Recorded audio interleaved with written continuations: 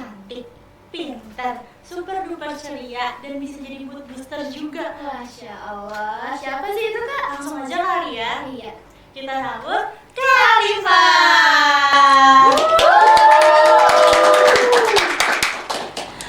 Kak, aku dengar nih, kakak kan alumni yang berkuliah di Malaysia ya? Betul. Boleh tahu nggak nama kampusnya, jurusannya apa, dan boleh ceritakan sedikit nggak tentang jurusan yang kakak ambil?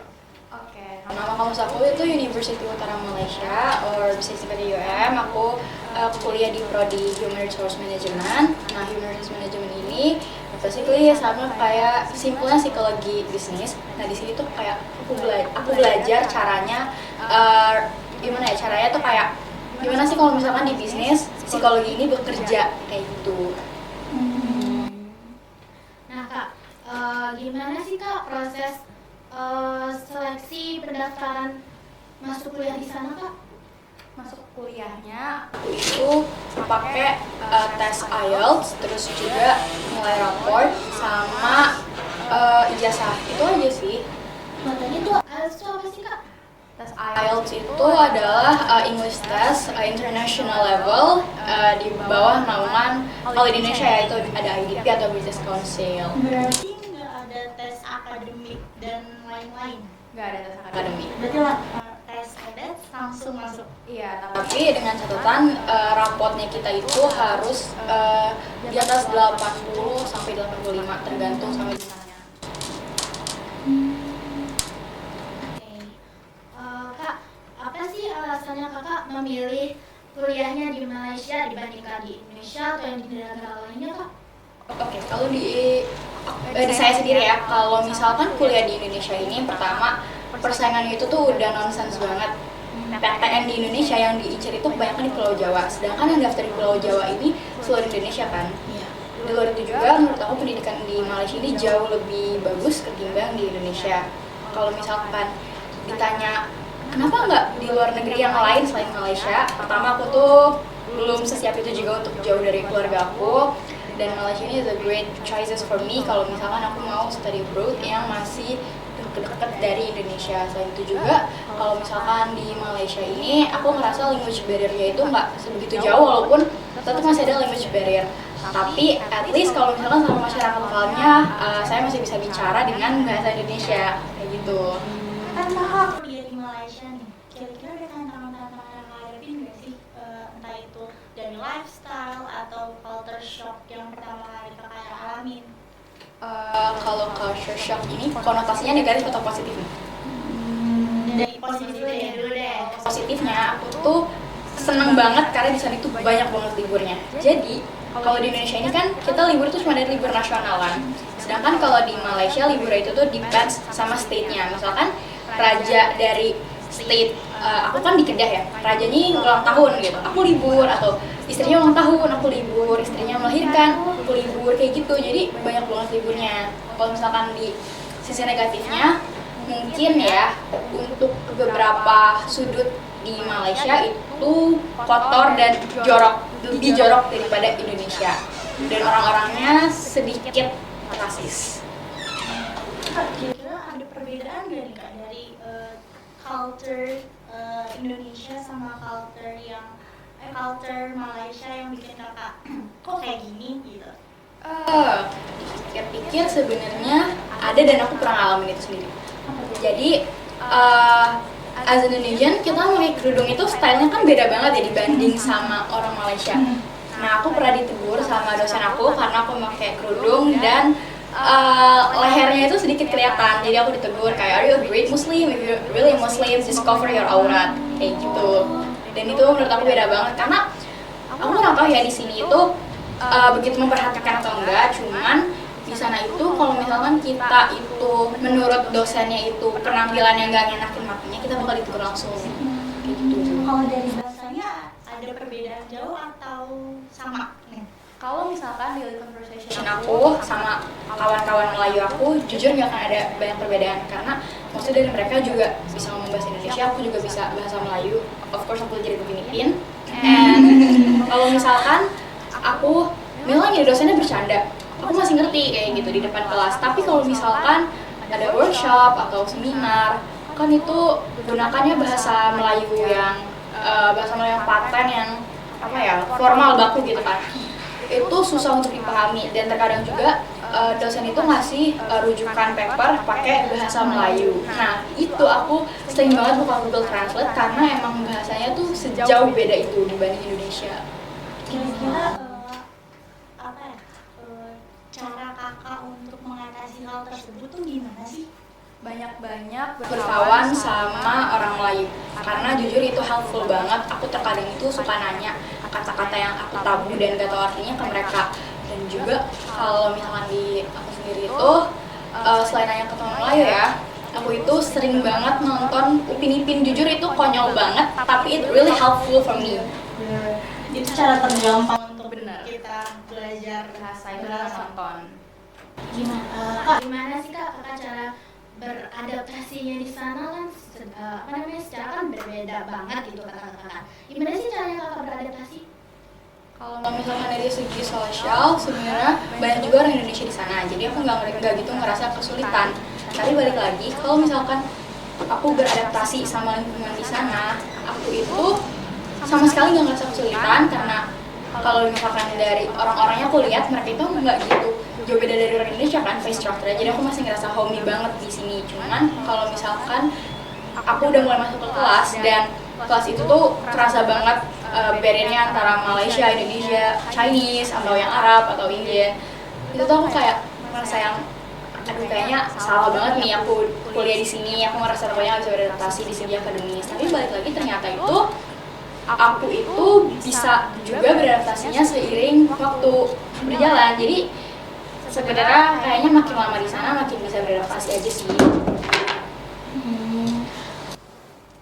Kira-kira ada nggak sih hal yang berkesan yang terjadi di sana untuk kakak? Hal berkesan buat aku ya? Ada. Jadi waktu itu aku tuh lagi homesick banget karena ada semester break di antara sebelum UTS. Nah di situ tuh aku sempat kepikiran aku harus ngelakuin apa ya. Aku tuh mau cari kegiatan. One day ada satu kayak international student, dia itu orang Malaysia tapi dia megang international student gitu. Nah terus habis itu dia bilang, kayak aku mau nggak ikut acara ini. Kayak ini tuh lomba di KL, dan ini tuh ngebahas soal kayak historinya Malaysia, ngebahas soal kayak many things about Indonesian and Malaysia and others countries yang banyak juga orang kuliah di Malay kayak gitu kan. Kayak aku mikir boleh juga, apalagi acaranya kan 3 hari 2 malam. Aku ikut, dan aku tuh ikut aduh aku lupa namanya, tapi I think it's like marathon. Terus ada kayak post-postnya gitu, and every post kayak kita tuh ditanyain soal question tentang Malaysia kayak gitu. Iya, itu tentang Malaysia history, dan aku itu waktu itu setim sama orang Irak dan orang Indonesia sama satu lagi Iran deh kalau nggak salah. Nah terus alhamdulillah banget kami itu juara 3 bawa nama kampus. Dan mereka berdua, mereka berdua itu tuh adalah anak S2, 2 orang itu yang orang Irak anak S2, sisanya itu anak menjuliti, dan aku adalah anak degree sendiri, anak S1 sendiri. Jadi menurut aku itu one of my big achievement yang itu juga jadi salah satu pengalaman berkesan buat aku. Aku mau keluar konteks dulu nih dari dunia perkuliahan. Aku mau tanya, ada nggak sih kak kira-kira culture shock kakak? Ini kan kakak dari SMA, terus tiba-tiba langsung kuliah. Terus apa aja sih kak perbedaan dari SMA ke kuliah itu? Yang pertama, tugas itu beda banget. Aku dulu SMA itu ambil jurusannya IPA kan. Nah IPA ini ada biologi, ada fisika, matematika wajib minat, dan itu semuanya ngitung-ngitung. Sedangkan otak aku itu lemah banget di perhitungan, tapi aku itu lumayan kuat untuk ngapalin. Jadi waktu di kuliah aku ngambil human research, which is ini masuk kayaknya ke, kalau di Indonesia tuh kayak soshum, jadi lebih banyak ngafalin, aku lebih enjoy.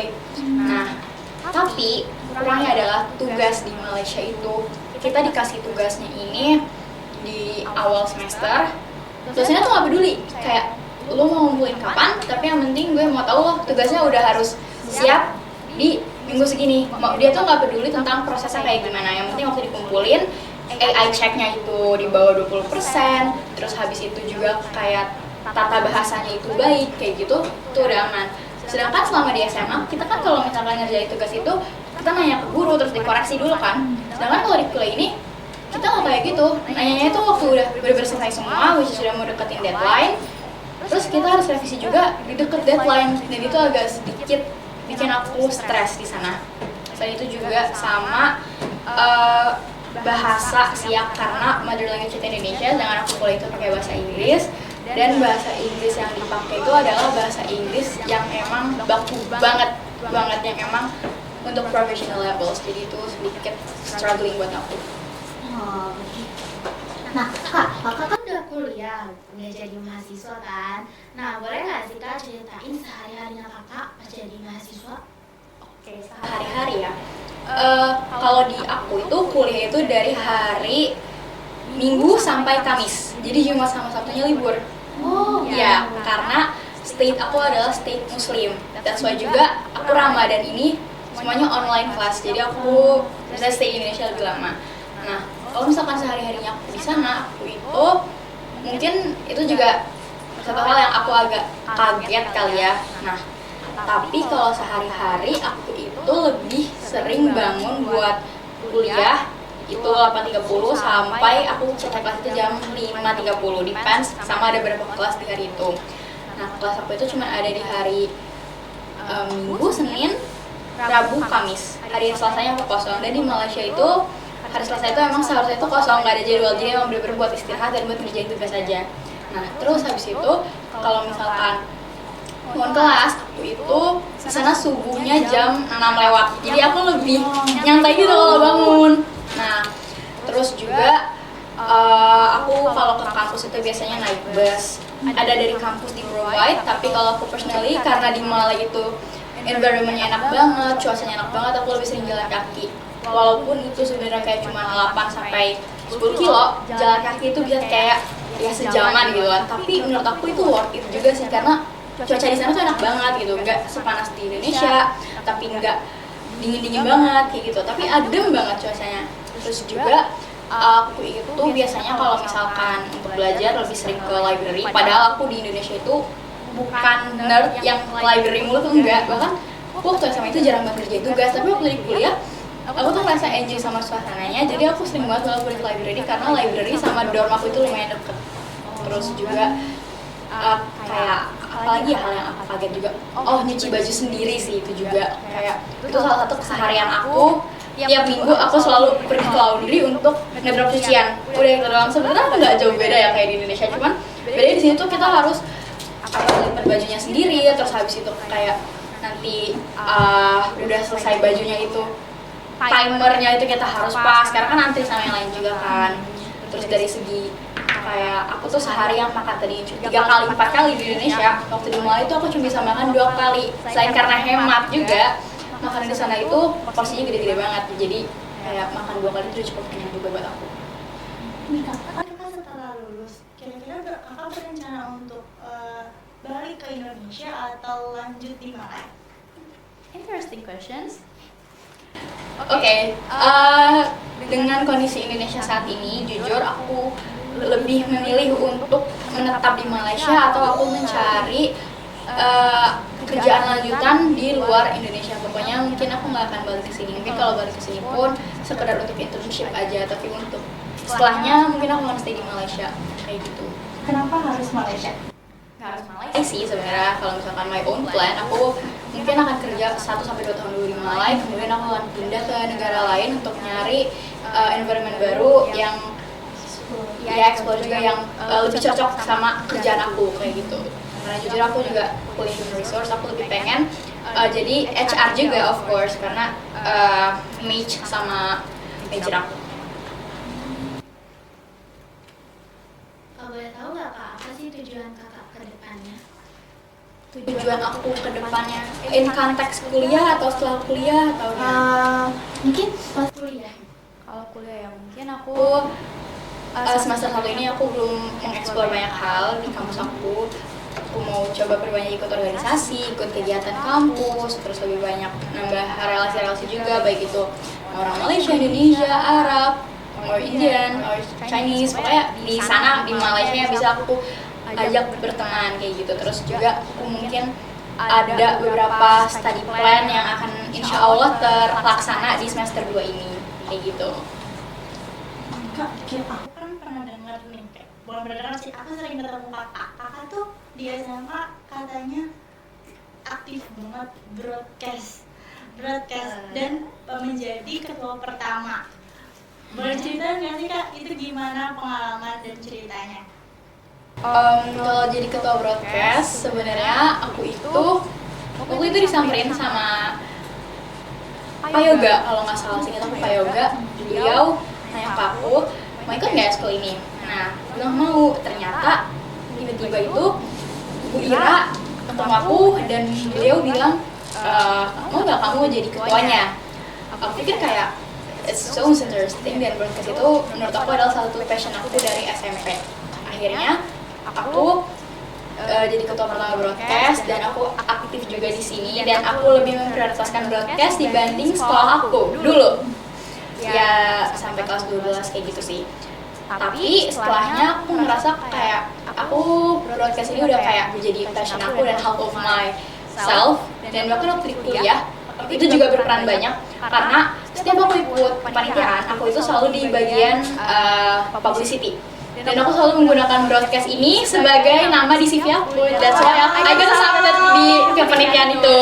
Kayak gitu. Seru banget ya kan? Benar.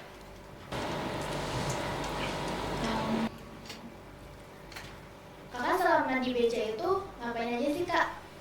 Kalau di BC job desk-nya tuh banyak ya. Kayak sekarang Apa sih yang Kakak suka dari itu? Jadi apa? Jadi host atau jadi kameramen? Apa sih yang Kakak lebih suka? Oke, karena aku itu suka banget ngomong. Aku suka banget jadi host podcast. Tapi di sisi lain itu juga, aku juga suka pegang kamera atau mungkin ada di behind of the screen kayak teman-teman di belakang. Tapi kalau ditanya my all the time favorite, semuanya tuh favorite aku, karena aku ngerasa di broadcast itu setiap job desk itu punya perannya masing-masing. Jadi aku suka semua job desk yang dikasih di sini sih. Jadi Kakak udah cobain semuanya belum? Udah. Wow. Kak, kalau kakak bisa ngasih pesan ke diri kakak waktu SMA, apa yang kakak ingin? Okay, hi Alifa Alifa. zaman SMA, I hope you can take your school seriously. Jangan kebanyakan boss, and I hope that mungkin kedepannya kalau misalkan you take your school seriously, you're gonna end up bukan di human resource, you're gonna end up di jurusan media juga. So yeah, good luck. Kira-kira ada nggak Kak pesan untuk adik-adik kelas kayak aku, Kak Arisa, buat biar termotivasi untuk belajar terus sampai bisa kuliah kayak kakak di luar negeri? Sebenarnya Kalau kuliah di luar negeri itu modal awalnya bahasa Inggris. Jadi kalian itu berharap nggak menyepelekan pelajaran bahasa Inggris, karena it really helpful.